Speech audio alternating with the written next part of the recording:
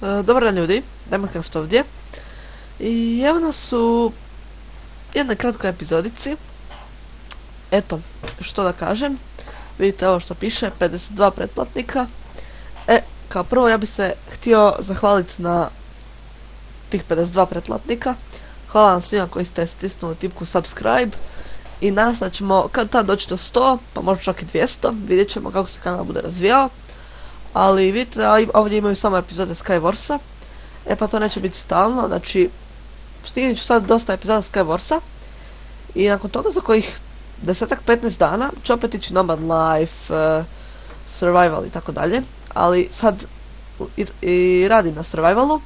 Dakle, neću snimati stalno Survival zbog toga jer nemam što za snimiti jednostavno.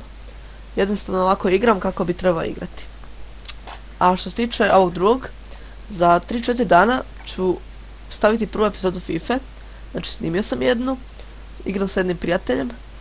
Znači igrali smo utakmicu Chelsea i Atletico Madrid. Rezultat vam neću reći, zbog toga ne bi bila fora. FIFA 14, zato 15-icu nemam. To jest 14-icu već sam imao na kompu, tako da sam 14 uzeo. I to je sve od ovih tu novosti.